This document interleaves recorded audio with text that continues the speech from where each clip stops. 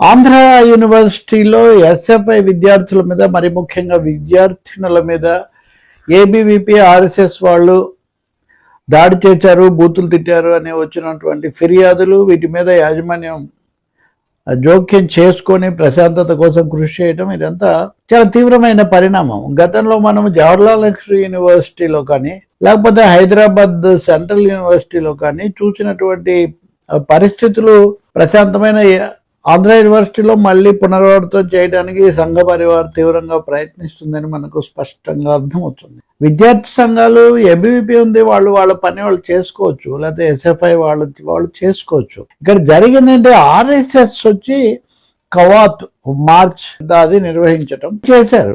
బయటి వాళ్ళు వచ్చి ఆర్ఎస్ఎస్ కవాత్ ఇక్కడ నిర్వహించడం ఏంటి అన్నది విద్యార్థులు చేసిన అభ్యంతరం, విమర్శ.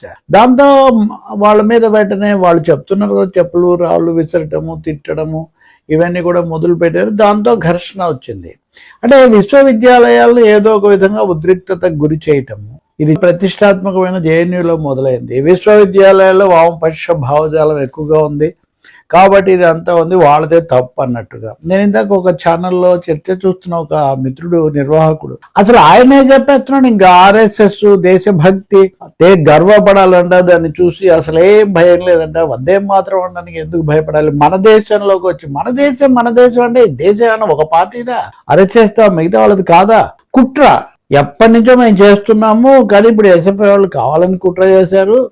ఎందుకంట అంటే విశాఖపట్నంలో ఫ్లీట్ నౌకాదళ విన్యాసాలు ఇవి జరుగుతున్నాయి, దేశాల వాళ్ళు వచ్చారు, రాష్ట్రపతి కూడా వచ్చారు, ముఖ్యమంత్రి ఉప ముఖ్యమంత్రి వీళ్ళంతా వెళ్ళారు. ఇవన్నీ మామూలుగా జరుగుతాయి, ఇవి అది నిరంతరాయంగా జరిగేవే. అనేక దశల్లో ఒక్కోసారి ఒక చోట పెద్దగా జరుగుతాయి. ఇప్పుడు విశాఖపట్నంలో జరుగుతున్నాయి.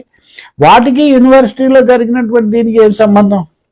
రెండవది, ఫ్లీట్ అక్కడ ఏదో జరుగుతుంటే దాన్నే ఇక్కడ ఆర్ఎస్ఎస్ కవాతు ద్వారా దాన్ని క్లెయిమ్ చేస్తారా, అది ఆర్ఎస్ఎస్ సంబంధించింది అన్నట్టుగా. అంటే దేశభక్తి, దేశ రక్షణ ఏదో మేమేం చేస్తున్నాము అని చెప్పుకునే ఒక పెద్ద ప్రయత్నమా? దీనికోసం ఇతర విద్యార్థి సంఘాల మీద దాడి చేయటమా? తర్వాత ఎస్ఎఫ్ఐ, ఏఎస్ఎఫ్, ఇతర సంఘాలన్నీ కూడా ఇది సరికాదని చెప్పాయి. దానికి తగినట్టే యూనివర్సిటీ నిర్వాహకులు కూడా జోక్యం చేసుకొని వాళ్ళకు మాట చెప్పారు, మీరు చేసుకుంటే లోపలి వాళ్ళే చేసుకోండి, బయటి వాళ్ళు రాకూడదు అని చెప్పారు. అది సరైన పద్ధతి.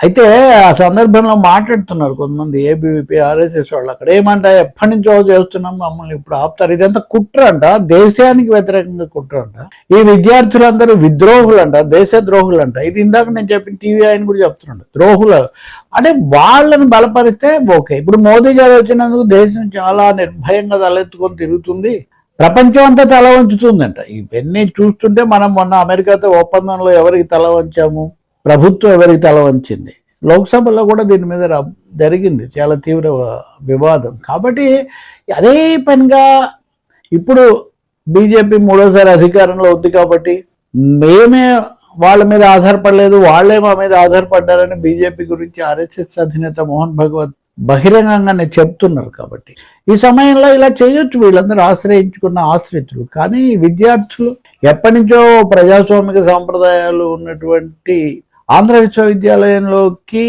ఈ కలుషిత వాతావరణాన్ని, ఉద్రిక్తతలను తీసుకురావడం ఏమాత్రం క్షేమదాయకం కాదు, వాంఛనీయం కాదు.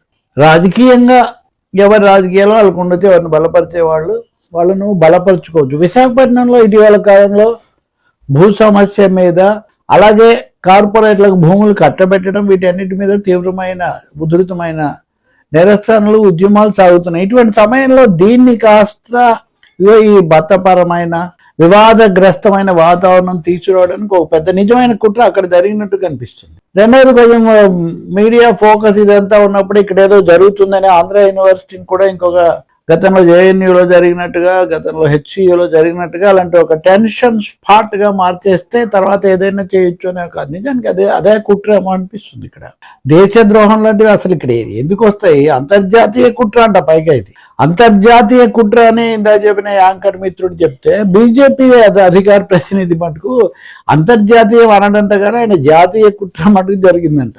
ఎంత విచిత్రంగా కుట్రలు, కుత్సితాలతో కూడినటువంటి వ్యవహారం అంటే ఇది నిజంగా దిగ్భ్రాంతి కలిగిస్తుంది. ఇప్పటికైనా కానీ ప్రభుత్వం కూడా రాష్ట్ర ప్రభుత్వము, ముఖ్యమంత్రి చంద్రబాబు నాయుడు కూడా ఈ విషయాన్ని తీవ్రంగా తీసుకోవాలి. ఎందుకంటే ఒకసారి ఆ ప్రశాంతత భగ్నం అయితే, ఆ శక్తులు కనుక విశ్వవిద్యాలయాలను ఆక్రమిస్తే, లేకపోతే అలజడి సృష్టిస్తే కలిగే పరిణామాలు చాలా నష్టదాయకంగా ఉంటాయి.